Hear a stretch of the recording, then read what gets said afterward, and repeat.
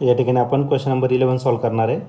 तर question number 11 दिलेला आहे. An ideal gas has pressure P, volume V and absolute temperature T. If m is the mass of each molecule and k is the Boltzmann constant, then density of the gas is. तर आपल्याला pressure, volume, temperature, मास आणि Boltzmann constant दिलेलं आहे. तर आपल्याला density या ठिकाणी find करायचं आहे. हा जो क्वेश्चन आहे हा आलेला होता 2017ला. तर याच्या 4 ऑप्शनपैकी पहिले जे ऑप्शन आहे ए ऑप्शन ते आहे PM divided by KT. B option जे आहे KT divided by PM. C option आहे KM डिवायडेड बाय PT आणि डी ऑप्शन आहे PK डिवायडेड बाय TM. तर या 4 ऑप्शनपैकी या क्वेश्चनचं करेक्ट आन्सर कोणता आहे तर ते आपण सॉल्व करूया आणि मग डिसाईड करूया.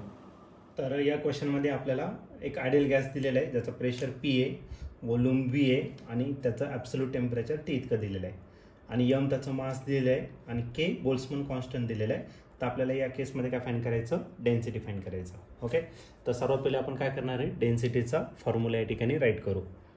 डेन्सिटी जर घेतला तर डेन्सिटीचा फॉर्म्युला काय असतो, मास divided by volume.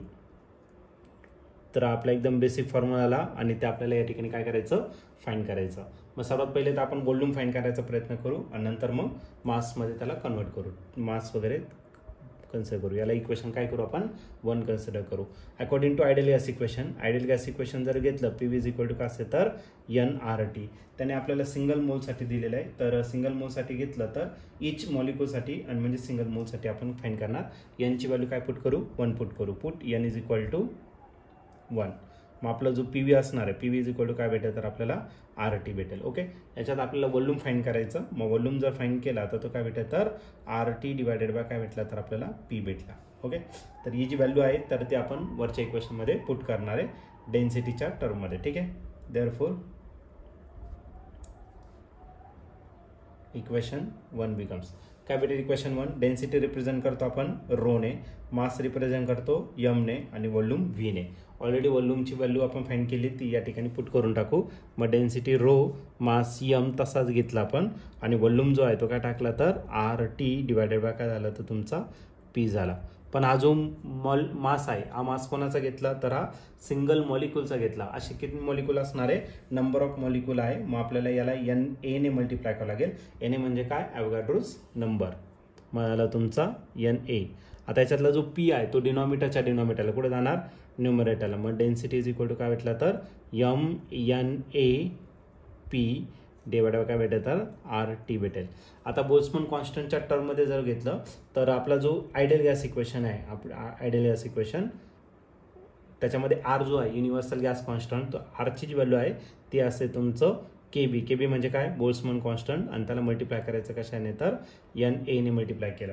KB into NA जर घेतला तर तो असेल तुमचा काय तर R असेल. आता बोल्ट्झमन कॉन्स्टंट जो दिलेला आहे या क्वेश्चनमध्ये आपल्याला तो K ने रिप्रेझेंट केला आहे. आपण फक्त त्याला K कन्सिडर करू. ठीक आहे, मग एक काम करू, आता R जो आहे Rच्या जागी आपण काय टाकणार K इंटू NA या ठिकाणी आपण पुट करणार आहे. म्हणजे कशामध्ये तर इक्वेशन 2 मध्ये.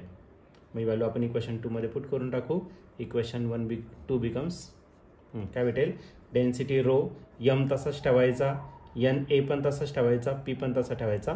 फक्त हा जो R आहे त्याच्या जागा टाकायचं NK इंटू NA, आणखीन करायला T. NA काय झाला, कॅन्सल झाला. म्हणजे आपली जी टर्म शिल्लक राहणार ती काय राहणार तर MP divided by KT. Okay, MP divided by KT. आणि याचं जर ऑप्शन जर तुम्ही बघितलं तर त्याला फक्त रिअरेंज केलेलं आहे. ऑप्शननुसार मी अरेंज करून देतो. तर तो PM दिलेला आहे आणि खाली काय दिलेलं आहे तुम्हाला KT दिलेलं आहे. फक्त न्यूमरेटरची टर्म आपण चेंज केली. ठीक आहे, तर या ठिकाणी जर ऑप्शन जर तुम्ही चेक केलं तर ऑप्शन नंबर A जो आहे तो या ठिकाणी आपला एकदम करेक्टली मॅच होतोय. ऑप्शन A म्हणजेच आपला कोणता PM डिवायडेड बाय KT. तर हे त्याचं फायनल आन्सर असेल.